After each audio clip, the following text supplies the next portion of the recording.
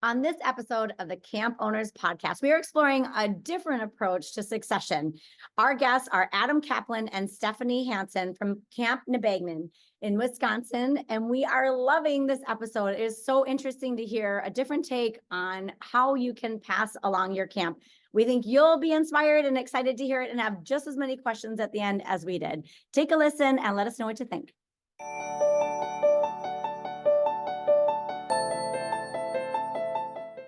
Welcome to the Camp Owners Podcast, a space for camp owners to talk about the unique aspects of camp ownership and get inspired by each other.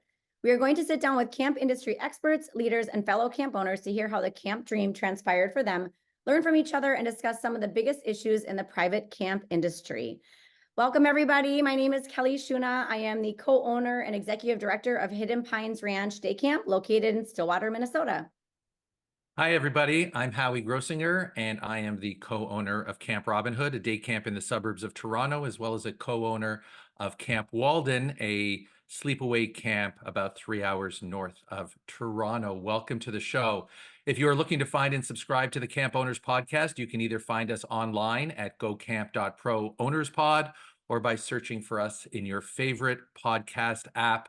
Finally, if you're listening to this and think it would be useful to other camp owners or aspiring camp owners in your circle, feel free to send them a note and encourage them to listen. Hello, Kelly. Hello, Howie. How are you? I'm good. I'm good. We're in the throes of winter as we're recording this. Yes, we are. I'm all bundled up in Minnesota, eh? Wait, Yeah. A is yours. What's mine? I know, but that's okay. I feel like we're at the point where we can exchange all these attributes of our northern climate that we share. Oh, yeah. There it was. There. I brought it. Oh, yeah. But thank you for sharing. Thank you. We have to give everyone who's not in the north just the real experience here. Exactly. So. Exactly. Perfect.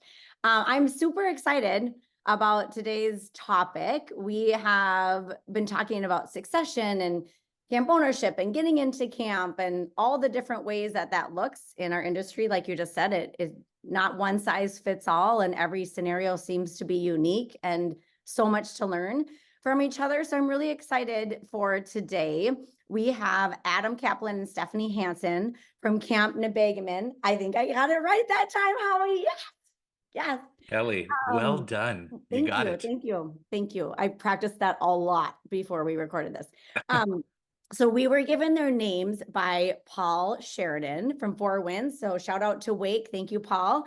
And he was kind of really interested in having us talk with them because their story is unique from some of the other stories that we've shared. So we have them on as our guests today, and they're going to tell us how their succession looked for them. But we will start with welcoming them and having them share their camp origin story like we always do. So welcome, Adam and Stephanie. Thanks for being here today.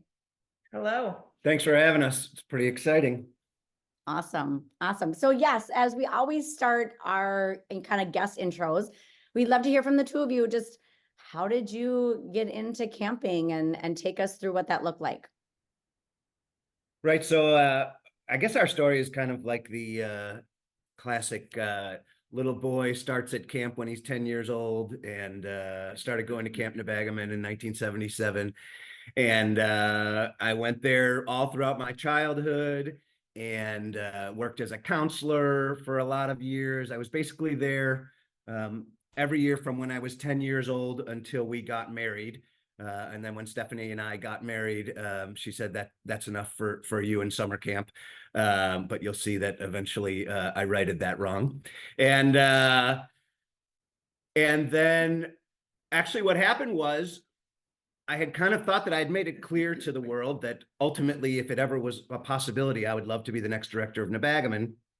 And we were living out of state, and a friend came to visit me to say that the current owners of Nebagamon had come to him and said, "Hey, let's talk about you coming on full time and eventually taking over for us." And so my dreams came crashing down pretty hard. And so I said to Steph, "Can we go find another camp to work at?" And we went and we looked around and eventually found this camp. Four Winds Westward Ho was looking for a director, and to be honest with you, I have no idea how I got that job. I had never been a camp director before, and Four Winds is just a magnificent place. And we lucked into that gig, and it was really wonderful. And then about a year and a half into that, that same friend gave me a call to say, hey, this isn't going to work out. And the directors of Nebagamon called and said, do you want to take over at Nebagamon? Do you want to buy Nebagamon? And that was actually a really difficult choice for us, to be honest with you, because Four Winds Westward Ho was an amazing camp. Four Winds Westward Ho existed as a not-for-profit summer camp, so we were not on the line financially. The risk was minimal. We were just employees there, and so we were looking at having to buy Nebagamon, which was a much more intimidating thought. And so we went through lots of discussions about whether or not this was the right move for us. Went through lots of spreadsheets about whether this was the right move for us. And ultimately, I think the thing that pushed us to Nebagamon was a quote from the original Willy Wonka, where he said, remember what happened to the person who got everything they always wanted? And the answer is they lived happily ever after. So we kind of felt like you're not allowed to say no to that one. So we took the leap. Yeah, that is wonderful. Can you just take us back to some timing of that? We're talking, what year did this Four Winds to Nebagamon time happen? What time frame are we talking? So we started at Four Winds in 2000, and we were there for 3 summers. And so in 2004 was our first summer at Nebagamon. Amazing.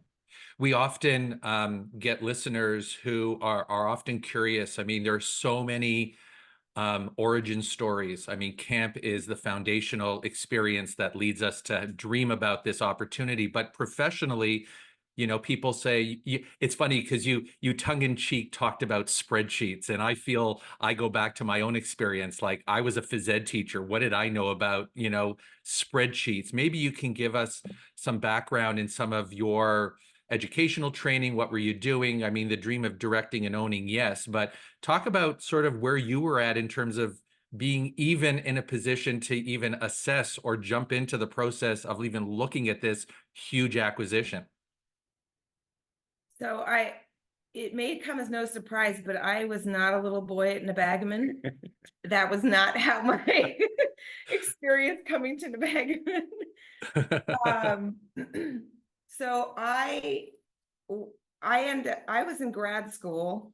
I went to grad school and got my MBA and was working in, you know, out in corporate world.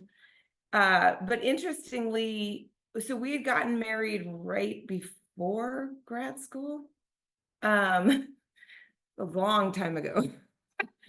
And I had a class at grad school, entrepreneurship, and one of the first assignments was write an essay about what you see yourself doing in 10 years. And, you know, the Nebagamon thing was not even on the radar, but it made a lot of sense to me because it was such a, you know, Adam attributes his own, like, who he is to his growing up at Nebagamon. And it was such an important part of his life. And here I was getting my MBA, and I wrote this essay about how in 10 years I see us as running this summer camp, Camp Nebagamon. And I think it was about 5 years later when it actually all came to fruition. So great. So when it comes to spreadsheets, that's really my where my talents lie. And the two backgrounds just made a lot of sense. You know, I had that business background and did a lot with numbers and still do. Whereas he had the experience of being there and, you know, already knowing the culture and all the value that comes from. And I had spent about 10 years teaching and in school administrations, kind of working through pretty deliberately all of the different age groups. So I taught age groups that I would deal with at summer camp. So I taught high school and middle school and 5th grade. I kind of tried to give myself as much exposure as I could to all the different ages that we would potentially be dealing with. Mhm. That's awesome. I think one of my favorite things that you said was how you just like threw it out into the universe. And I met a young camp professional with the Women in Camp Summit in December. And her and her husband really want to buy a camp. And, they were like, how did you do it? So we were just talking through it. And I was like, just keep throwing, I know that sounds woo-woo, but keep throwing it into the universe, because I do. And I think Jay Frankel said that on one of our podcasts, Howie. I think it was him. He was like, you have to put those things out there, whether it's manifesting or whatever it is. But I love that you threw that dream out there, and then that ended up coming to, but in a different way than you thought, which I think that is the key piece too, is it didn't go exactly as you planned or hoped it would. It had to go a different direction to come back to the timing and what was right. So, And there's no doubt that experience at the other camp made us way better when we eventually got to Nebagamon. Right. Mhm. Right. And I think that's an important point to make. So many people credit those experiences as kind of that precursor to making the big leap, for sure. Before we dig into some of the situation that you find yourself in over years of ownership to this, I'm just curious more about the state of Nebagamon when you purchased it. Camp ran successfully, where there, I mean, every camp in the course of ownership, especially, I would imagine, and maybe both of you can just speak to this, like stories of buying the camp you grow up in and dealing with the ownership group who basically saw you grow up, and just the state of that camp, in terms of registration and, just was it on top of its game, et cetera, just so that we can get a sense of what you were buying into at the time, and maybe just even a flavor for what that experience was like with people so well. It's one thing to start negotiating within the family in that kind of model, but you have people I would imagine you saw as family when you did this thing. So maybe you can just speak to that a little bit. I think it would be a good sort of precursor to the story that's transpired since. Can I add something to what Kelly said before we go to that? Of course you can. Kelly, I think you hit the nail on the head. I think it's so important for people to get experiences. Just if you're interested in camping, in the camp industry, get your foot in the door somewhere and try it out, because each experience you have teaches you more about what you like and what you don't like, and it helps you make that next move. So that's advice I give to my kids, but it's also, I just think, so critical. And you never know what person you meet or what experience you have that opens a door somewhere else. So you just grab that next experience and do it, and things will play out. I just think that's so exactly correct. Okay, now, sorry, moving on to Howie's question. Go ahead. So Nebagamon was founded in 1929, and the original owners, Muggs and Janet Lorber, ran the camp for 30 years and eventually passed it on to their daughter, Sally, and her husband, Nardi, the Steins. They ran it for another 30 years. And then after that, those 30 years, Nardi and Sally sold it out of the family to a family named Roger and Judy Wallenstein, who ran the camp for 15, 18 years. And then they contacted us. Camp was totally healthy at each of those exchanges. The people who have run Nebagamon have always kind of done a terrific job with it. The people who preceded us, the giants whose shoulders we stood on, made the camp an incredibly healthy place. And when Stephanie and I bought the camp, it was in a great spot, both enrollment wise and the physical plant, and the place was just in really, really good shape. It was interesting coming in as somebody who had kind of grown up there, that people knew at camp. I had to ask for a lot of forgiveness as we bought the camp, for people who knew me when I was a less tactful young man growing up. But at the same time, there were also a lot of people that knew us, and knew me and were willing to embrace us. We felt extremely supported at that moment when we bought camp, and the alumni community really felt good about us coming in, which was a huge relief and a huge help for us in the first few years. So let's then transition to your time there. How long did you run camp together? And then talk us through just like when you decided it was time to sell or move on and what that looked like. So we've run camp for 20 years now. This will be the 21st summer that we'll be the directors at Nebagamon. So even though, as we'll get into in a little bit, we're not the owners of Nebagamon anymore, this will be our 21st summer working as the directors of the place. As far as figuring out what was next and the timing of what was next, this idea that we're going to talk about is something that Steph and I have been talking about for a very long time. Really, our experience at Four Winds, Westward Ho, which runs under a very similar structure to what Nebagamon is right now, really gave us the confidence that this might be a reasonable approach for camp moving forward. So we've been talking about it for a long time, because the truth is we had to convince ourselves that doing this was the right thing to do. We had to get there kind of personally and emotionally and psychologically. And then after that, there was all of the details that had to go into it as well. And as far as figuring out when it was time, it was really just about working through all that stuff internally.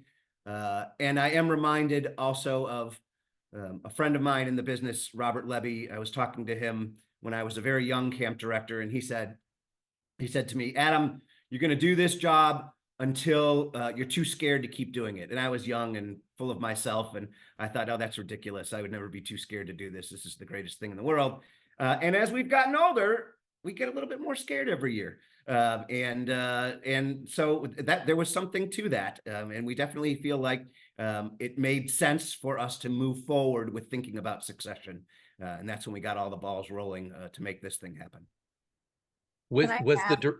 Sorry, Kelly, was the direction you ultimately went in terms of, the role of creating a board and selling it the way that you did? And we'll get into the mechanics of that a little bit. I'm just curious about the contemplation of another model. Like maybe you could give us, I'm curious about sort of your children's situation, camp and interest, and their desire or your desire to even explore that. Was that ever on the table? Not knowing how many kids you have, maybe you can talk a little bit about where that may have fit into kind of this ultimate decision. Well, excuse me, we have 3 kids and they're all fairly young, I guess I would say. I mean, our oldest is 23. And it's certainly something we discussed, brought up to them over time, just informally, to see if anyone sort of jumped at the idea of someday running camp. I have 2 boys. My youngest is a girl. So the 2 boys went through Nebagamon. They love it. I mean, it's like, even my daughter, it was hard for her to go to a different camp because Nebagamon was like all she ever knew, So, I mean, it's not because they don't love Nebagamon and they don't appreciate everything that they got out of it. I just think that, maybe it was because they were so young, or because none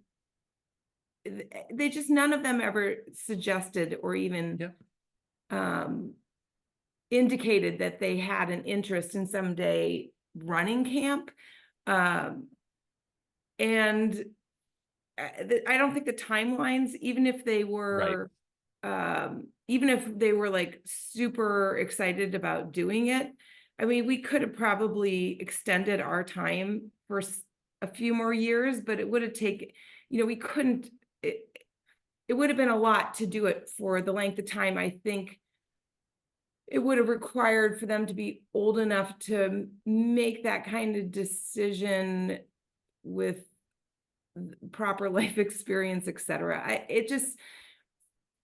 No, I get it. I totally get it. And it's kind of this philosophy that even within my own family, we grew up with in terms of growing up and carving out your own kind of place in the world and take care of that because you've got lots of interest before we even have a conversation. And it's so funny, Adam, it's so great to hear Robert Levy's name in a conversation like this, because up here in Canada, Robert is so well known with his role through ACA and legendary conferences here in Ontario. So as a young camp pro, my wife and I had the good fortune of seeing Robert kind of frequently, and I totally smiled because I feel I was in conversations at some point in my career with Robert where he passed down some wisdom about getting into the excitement for getting into the industry, but also he never was short of having you think about what your exit plan may entail and what you should be thinking about. So I'm smiling because I can remember those conversations as well. He's true wisdom for sure. So thank you for explaining that, because I think that we all go through, depending on your vintage in this industry, where you have to kind of weigh all of these options in terms of how you want to get through certain stages of your career. So I'm curious, Kelly, I know that you had a question, but I'm curious what your thoughts are in terms of just next parts of this discussion around sort of this big decision that Adam and Stephanie had, made recently.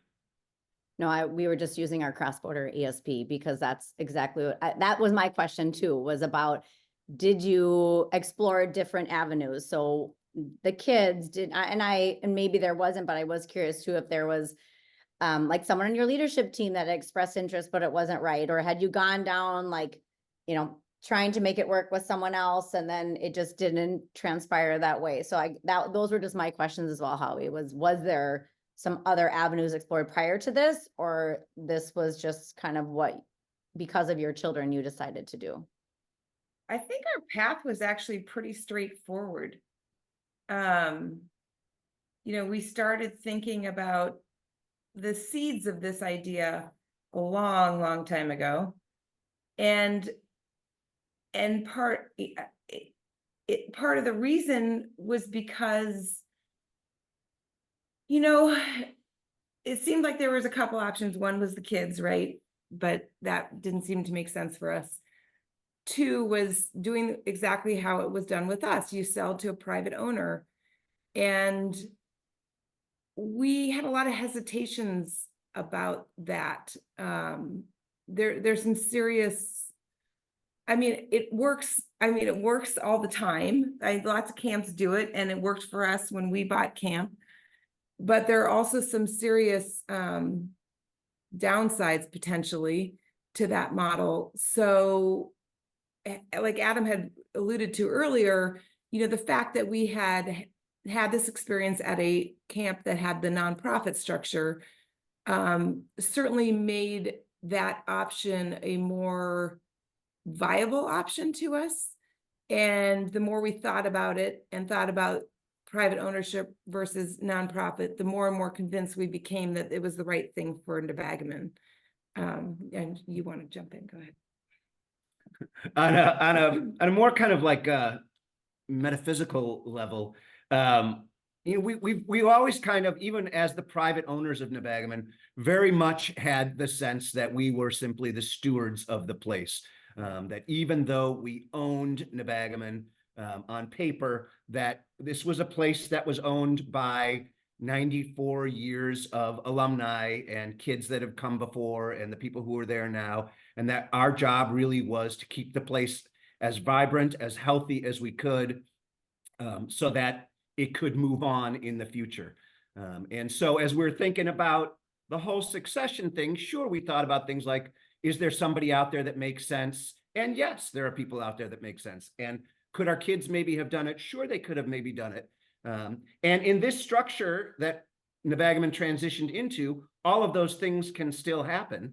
But what it doesn't do is rely on just that one person And it doesn't, to be honest with you, rely on Stephanie and I making that. I'm sure you, as anyone who has thought about succession, has been terrified about picking that one person or that one team to be the new leadership and ownership of the place, because what if you pick wrong?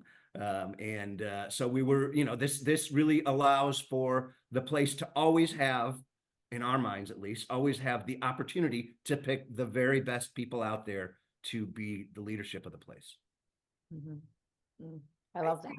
The you glazed over this a little bit, but it's all kind of tied together, because when, you guys, I'm sure well aware, buying a camp is not a it's an expensive, it takes a lot of resources, and that limits your pool so significantly. Yeah. So now you have to find someone who basically is independently wealthy and you think can be a great camp director for this institution that's all these people love and want to continue on forever, right? And so those two things together make selecting a private owner a super challenging, it makes it really hard. Whereas in the nonprofit model, you erase the independently wealthy, you erase the need to having like a ton of money. And now anyone, whether it's maybe my son in 20 years decides he wants to be a camp director, he could, if the job's open, he could apply, and anyone else can apply, right? It opens your pool to all kinds of potentially amazing people to run your summer camp. So that was one of the significant reasons that as we thought about private ownership versus nonprofit, we became more and more convinced that we wanted to go the nonprofit route. And there's lots of other reasons. I don't know if you want to go into it. Yeah, and I think that the whole idea that Adam put forward about stewardship, unlike so many industries, like there is a deep sense of stewardship in our industry, because as a private owner of a camp that was established by a founder or several generations of different owners, those first several years of even being the new owner, you're essentially proving yourself to the community that you were up for the job and you can do it. And we can get into all the things that are the trappings of change and keeping it the same and all that stuff. And we've all endured that. Kelly has her own story about buying the day camp that her husband went to. We have a story about a legendary founder that they thought we were just the day camp people, and what do they know about running an overnight camp and all that stuff. And then you have this, tongue-in-cheek reference, Adam, to your time at Nebagamon, and then coming in and like, who's this guy and his wife, and can they do it? And we all go through that process. So yes, and I think we just really want these things we poured our heart and soul into to continue in a way that is respectful of the history and the way it sits in the hearts and minds of the people who went through it. I mean, we're recording this podcast at a time of the NFL playoffs, and fans across North America are dealing with I know I am dealing with the loss of my team harder than the players who are on the field. It's like the people outside of the actual operation, there's such a deep care for our camps that they want them to continue in so many ways. So I just didn't want to not address that very important level of kind of description of the stewardship. I think we all feel it. And I'm sure in this new model, or this model that the path that you've chosen, you feel in your hearts that this gives us the best chance, amongst, I'm sure, other important pragmatic reasons why you chose this model. But, I think it speaks to just this genuine sense of, I want this thing to continue. We want this to continue to be as successful as it has been. So I just thought I'd add that I really enjoyed hearing your way of framing that, Adam. Yeah, thanks. And if you're having trouble with being disappointed about your team in the NFL playoffs. I would recommend, I'm a Chicago Bear fan. You never have to worry about being disappointed in the playoffs because you never make the playoffs. So join us. You'll be very happy. Okay, thanks for that. All this wisdom. I mean, there's just so much wisdom happening today here. I love it. What really resonated in me was that idea of when you were talking, Stephanie, of not having to look for what essentially is a unicorn, or for me, it's like, man, I hope that unicorn appears for us in, 10 years. And who's that unicorn going to be? Because that really is what it is. I mean, it is a unicorn who can figure it out, whether they have, wealth, or they know someone who has wealth, or they can take 6 loans and contracts for deeds and things, but then also will do a great job of doing this. And it's not just one, it has to be both. I mean, Peter and I talk about that all the time. Like, it has to be, both of you have to be passionate about this. Like, we always say, like, you can't go dine on me while we still own Camp, because no one is going to want to get involved with this, because it has to be 2 people that are all in to what that looks like. Even if the other person has a separate job, like our scenario, we both have to embrace this and love it. So I thought that that really resonated for me. And I think that that will with people listening, that just seems like a great another choice that we have not talked about. So I love this. Can we talk about then, once you decided that this was seems like the clear path of what you wanted to do, how? That's what I'm curious about. Like, how, and I know Howie has referenced in Canada, this really isn't an option necessarily because of tax reasons, but in the States, for those listening, how does one go about doing this? So yeah, happy to talk about that. I think I also, just kind of for full disclosure, and to, like, if people are actually thinking about this and listening and wondering whether this is a good idea, I think it might be an interesting short diversion to talk about some of the things that we thought might be downsides to this approach, or what people have said. For sure. As we were kind of weighing the options, the things that we were concerned about as we were trying to make this decision. The first one is, and we heard from a lot of people about this when we were kicking this idea around, is that a lot of people say, well, if your director doesn't have skin in the game, if your directors don't have skin in the game, that's problematic, and that in order to really get the best out of those people, you really need to make sure that they're completely and fully invested. And what better way to do that than through ownership? We thought about that for a while, and I know that's kind of a classic American way to think about things, but ultimately, we then thought about all of the incredible people that have worked for us over the years. And we thought about our associate directors who pour all of their energy into this. They don't own the camp, and they are tireless and completely committed workers. We have caretakers at our camp that have been with us for 30, 35 years. These people's lives are completely dedicated to doing the job. And I would never presume to say that I work harder or am more invested in this thing than these people who I've seen do such incredible work over the years. So we ultimately felt like that was not a reasonable critique of the thing. The other one that is a little concerning, to be honest, is the longevity thing. We talked about our story.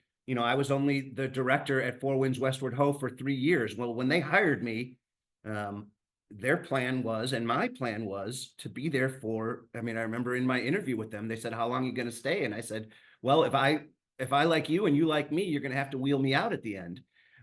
And then I had to come to them 3 years later and say, yeah, that thing that I said, I kind of have to go back on that a little bit because this thing came up. And so there is a concern that you don't have tenure of your directors as long as you would in a private ownership situation. And that's a little scary.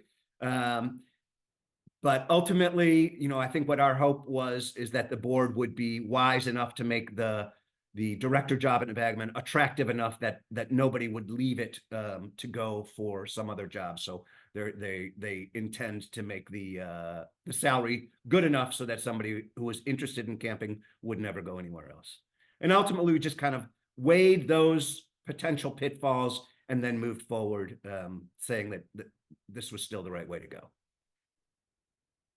And I also, a major, I think, reason for us choosing the nonprofit model that we haven't yet spoken about, that I feel like needs to be addressed is, you know, look, we all just went through COVID, and COVID hit us when we had already been camp directors and owned camp and created sort of a safety net for ourselves financially.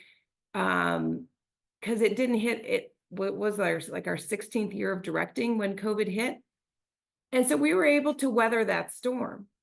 But if that had hit us in the first maybe even 5 years of camp, when we were much less financially stable and things were just starting out, it may have been a lot harder for us to weather that storm. And you know, one thing we think about when we were to sell to a private owner is, even if that private owner had the best intentions of continuing camp, you know, being a camp director and continuing camp, something terrible could happen, like COVID, and in which case this is their family's support. This is the thing that is keeping their family going, right? And if we could imagine a situation where a director's like, I don't have an option here, I need to sell the land so that I can survive, right? And that's assuming we pick a good, you know, like if we had picked someone who maybe had nefarious intents, they could buy camp and decide they just want to sell it and make a lot more money, you know, selling it to develop the land, because that's certainly a more profitable way to use that land than running it as a summer camp.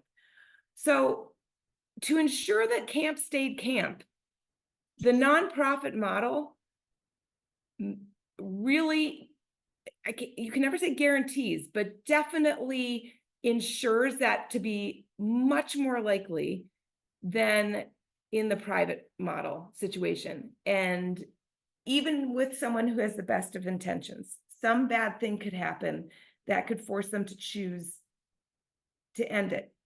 And so that was another huge driver for us of selecting this model, because we felt like it was Nebagamon's, the best way to ensure Nebagamon as the institution would continue for another 100 years. So I wanted to say that. Sorry. Thank you for saying that, because I think there's no doubt that just our experience in the industry, COVID alone, has made a lot of owners kind of rethink. I think it's kind of, I think I can only speak to my own situation. It's for my wife and I, who've been doing this for quite a while. It's just like, whoa, like those years were like really double on us. Like it was like as if we ran camp for 6 years over 3. And I think that all of those things that, you know, run through your mind about that. And I always hear my father-in-law and mother-in-law, who founded our day camp, you know, some 60 years ago, in the new iteration of our day camp, like, thank God I'm not doing this anymore. I could never withstand that, right? And you know, and I've said this on the show before, my 80-something-year-old in-laws are still at day camp doing the buses and engaging kids and all that fun stuff, which is great role, and they love, and I'm so thankful that they're at camp.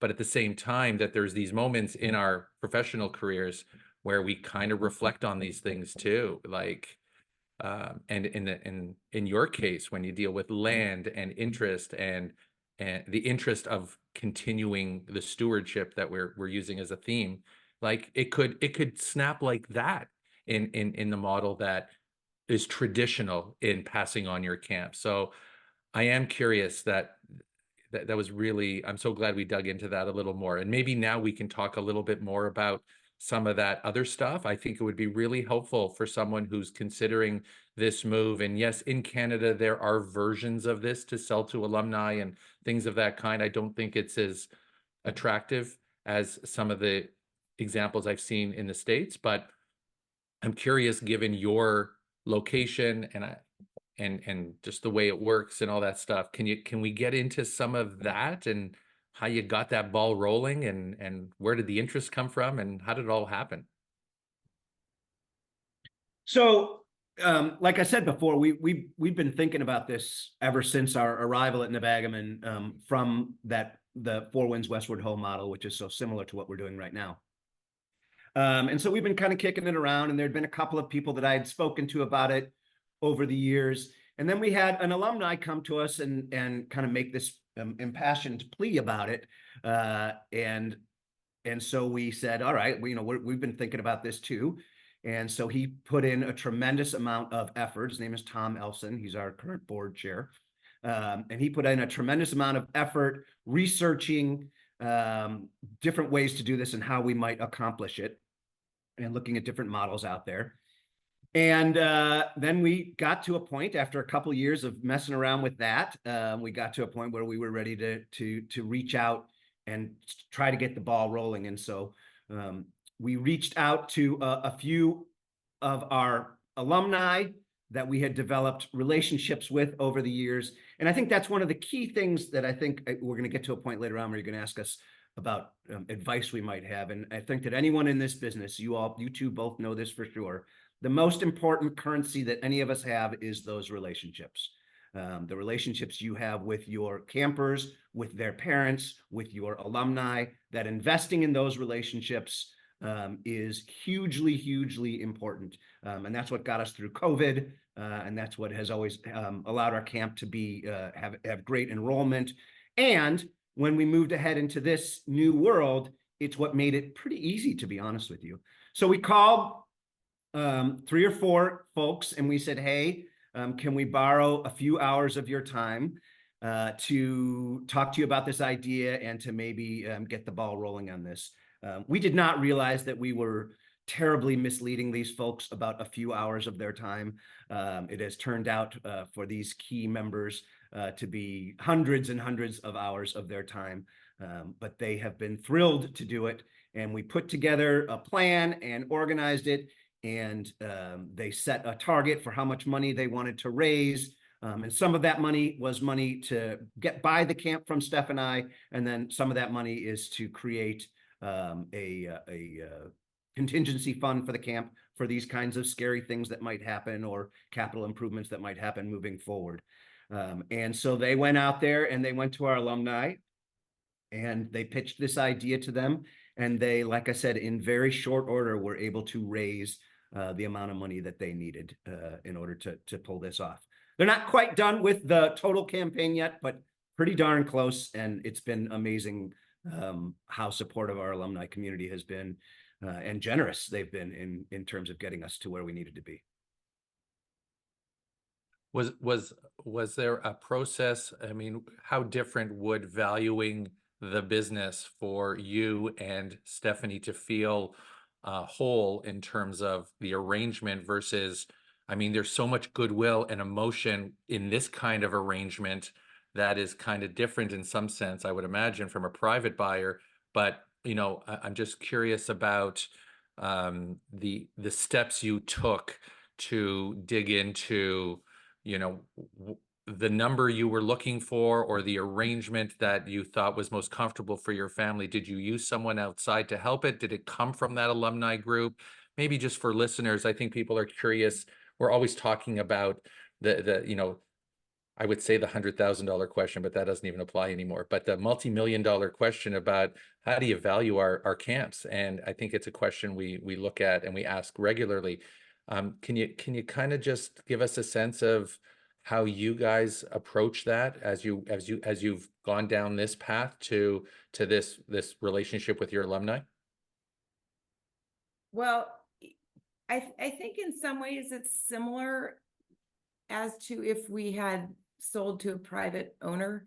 We had to get the camp appraised, the other side got the camp appraised, everyone had their numbers, and then it was just a matter of negotiation at that point. In a lot of ways, it was very similar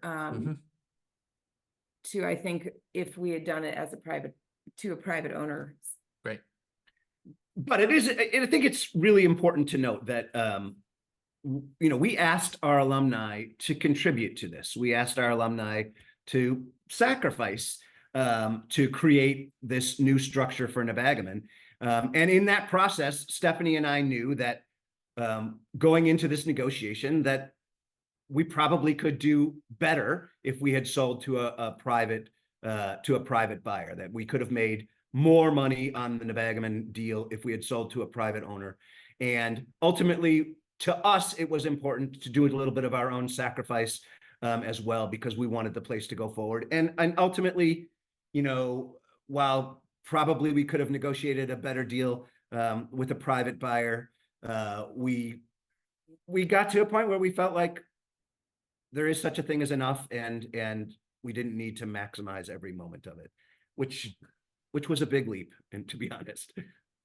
There's no doubt, because we've got we've got families that we're born into and create, and we have families that we create by just the very nature of what you said, relationships. And I think that it's probably as similar an exercise as selling to one of or all your children as it would be your alumni, in that ultimately you want to make it as comfortable, and you have to make an independent decision of what you want out of this. And clearly, philosophically, you had a vision of what you wanted out of this ultimate sale that has served both sides well. And I think that is an important point to make, because there as much as Stephanie described, the exercise of getting to that number is kind of typical of any arrangement.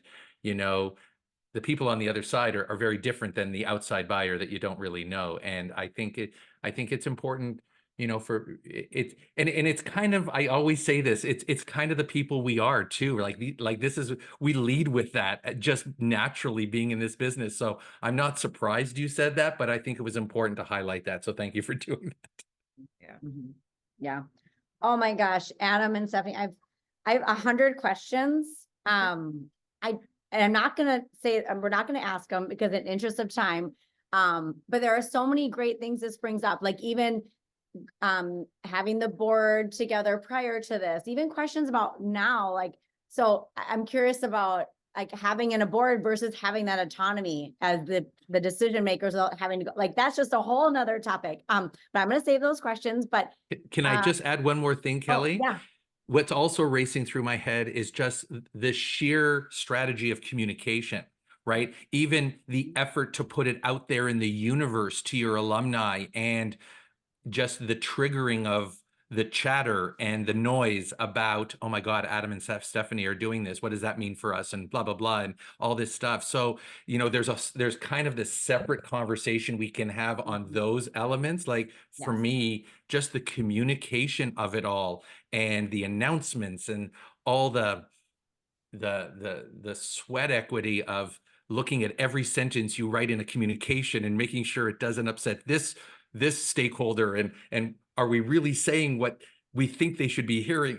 I can't even imagine, because I think in any of these succession transition models, that is kind of, we get bogged down in the details of numbers and stuff, but at the end of the day, that communication, which I think we pride ourselves in so much, is something, maybe for another time we could dig into. But I can't imagine, I can imagine all the things you talked about who we're talking to, and in what order are we talking to that person before this person, and anyhow, Oh my gosh, am I right? Was this huge? So absolutely right. And I think one of the things we all probably are very conscious of is, and that Adam has talked about earlier, camp, a lot of people feel ownership of camp, and they're used to things being done a certain way.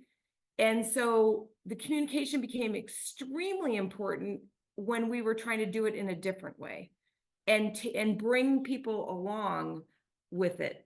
people who if we had sold to a private owner, I mean, yes, people would be like, oh, Steph and Adam are going to be gone. Now we have a new director, but like transitioning to a whole different way of doing things. Wow. Does that send some, I don't know what the right word is, but it definitely makes your whole alumni base a little stressed out. So yes, that communication piece, you're exactly totally right. That's a lot of thought has to go into it. And I know we're trying to wrap up here, but the key to that communication was this structural change that's going to happen behind the scenes, but that your camp that you love and that you're so connected to is going to stay exactly the same. The values are going to stay the same. Everything that's important about the place to you is going to remain intact. Well, like you said, Adam, your currency is your relationships, and you have to think so very carefully. But the best part about this, though, is that we planted the seeds. So then future generations, just people even in the industry, can be like, well, I heard Adam Kaplan and Stephanie Hanson talk about how they did it. And now you'll be like a resource to those people. So that's the best part about these kind of podcasts and topics, is just to let people know about the great people in the camp world that are out there to be resources and people you can lean on. So yeah, so we're going to cut ourselves off. That's hard for Howie and I, but any final wisdom to these people before we move on to our inspiration? Any final advice, wisdom for anyone looking to buy or sell a camp or anything like that after going through this process? I would say, excuse me, I would say that give yourself a lot of time. Start thinking about this way in advance of when you're even thinking about, maybe it's time to make a transition. There's the on-ramp of just getting yourself, your emotional self wrapped around the idea that you're no longer going to be that's the camp that you're running, or we're still running it, but owning. So give yourself a lot of time for that. And also just the process takes way longer than you expect. So just give yourself a lot of time. And then secondly, I just want to say in 100% agreement, it's all about the relationships. If those relationships hadn't existed and hadn't been nurtured over the years, I don't think this would have been possible. Yeah, I think it's a testimony about going down this path that this kind of arrangement is clearly, contingent on that. So congratulations to both of you for seeing it through the way that you did. It's a great story. And I think I think that while we framed it under the guise of this alumni arrangement, I think the stuff that you've put forward is applicable in any circumstance. And I think that that's a key. My mind is twirling here and about things that I know my wife and I have to consider in the future, whether it's Kelly and other people listening. So I think it's really applicable to any situation. The uniqueness of yours in my mind is kind of an added bonus. But thank you for all that wisdom. It is now time to turn to inspiration. I mean, we drew a lot of inspiration just from the discussion. Now it's time to get into some tips on inspiration. This is a part of the show that we really enjoy every episode, and just for Kelly and myself and our guests to share something that's inspiring them these days, something that they've read, seen, heard about, that we can pass along for you to explore and see if it fits into your personal and professional world. Kelly, maybe I can invite you to kick us off. You always have some wonderful inspirations. What do you got for us today? Well, Howie, I think you shared it last year, but I'm in the thick of it. But I am reading The Unreasonable Hospitality by Will Giarda. I can't pronounce it, but that's who it is.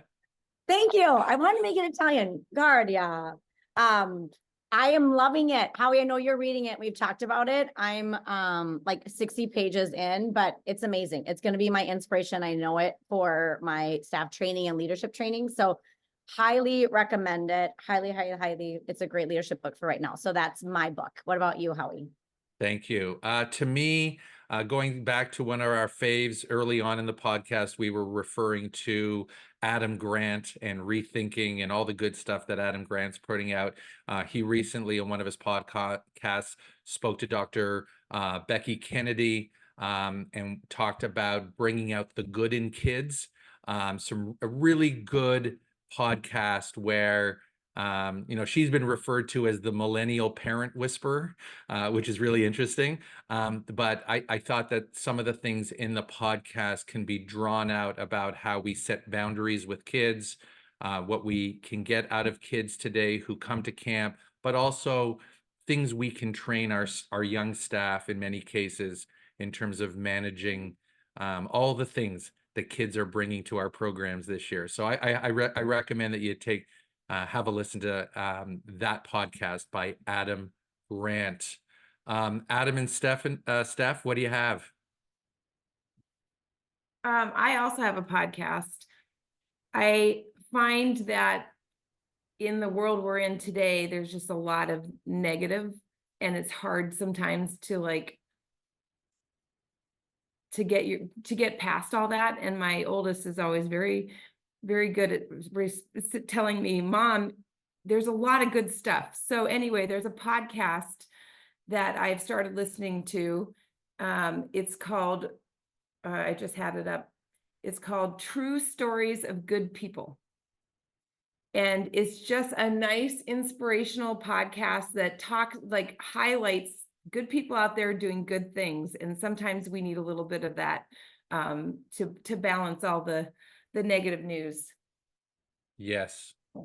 Amen to that. Good one. I love that. We need that. We need that in our lives more than ever. Adam? I guess I recently finished a book called How to Be Perfect by Michael Schur. He was a comedy writer, but this book really delves into ethical philosophy. He's the guy that wrote The Good Place, which was a TV show that was largely about ethical philosophy, and really kind of breaks down different theories around it. And I found it really kind of a great exercise for my brain and a great kind of guider for me as I make decisions, trying to make the best and most ethical decisions as I can. He's also a really funny writer. So I thought that book really kind of moved me. And if I can throw in just a second one, please. We went and watched, I referenced this earlier. We went and watched Wonka not long ago. Our family did. And that was very inspirational to me because as camp directors, it's been pounded into our heads that we're supposed to be anti-candy, and to be able to go to a movie that is so pro-candy and I love candy really was inspiring to me. So I was really excited to see Wonka. Well, first of all, I have to first thanks for those, both of you. Although I think Steph is signaling us cut them off because he'll give you 7 more. So that's fine. But I just wanted to say, just so everyone can hear, your website has your great list of Nebagamon terms and phrases and stuff. As someone who grew up, my mother-in-law is a legendary camp nurse. And the fact that you call your health center the Waldorf Castoria is one of the greatest references to a health center that I've ever heard. So I wanted to give you guys a shout out because I went through your list and I think just you get a sense of a camp through that exercise in so many ways. So I encourage listeners just to check out people who put their camp terms out in the lingo, because I'm going to have to, after this show, I'm going to have to get her to look at that because she'll get a big kick out of that. I'm sure there's a long history of that because it has something to do with castor oil, but I'm not sure. But the point is it's a great reference to the health center. We call ours at Robin Hood Robinade. So I love these twists on the names of the health center. So congrats on that. Very, very well done. I loved some of those terms. I noticed that too, Howie, on their website, which is super fun, so personal. It's all about the culture. All right. So we love to make sure that our listeners can get a hold of you if you're open to that, because if they have as many questions as we do, you might have a few curious minds. So Adam and Stephanie, could you please share the best way to get in touch with you? Sure. The best way to get in touch with me is just my email, Stephanie@campnebagamon.com. And I want to make sure I thank Howie and Kelly for inviting us today. And my email is adam@campnebagamon.com. You'll probably have to look up how to spell that, although it's pretty phonetic. And we'd be happy to hear from anyone. And this was really fun. Helped us kind of think about what we did and think about what we're doing moving forward. And it's just fun to talk to y'all. Yeah, you're welcome. And one of you who is very organized already put the emails, or Howie did it in the show notes. So we already have them in the show notes, which is great. Howie, what about best email or contact for you? Yeah, folks can get a hold of me at howie@camprobinhood.ca directly, and look forward to hearing from people who have thoughts on future topics and just generally want to talk camp. I'm always up for that. Awesome. And mine is Kelly with a Y at hiddenpinesranch.com. Please don't forget, again, you can find all of these resources, inspirations, the email addresses in our show notes at gocamp.pro/ownerspod. We are so grateful to have our guests, Adam and Stephanie, today. This was lovely. This was just fantastic. I am just always grateful for these episodes, not only just to be with Howie, but also just to meet camp people and hear their stories. And it just makes me a better camp owner, and I love it. So thank you, Howie. Always nice to see you. And we hope that y'all listening got as much out of it as we did. So thank you so much.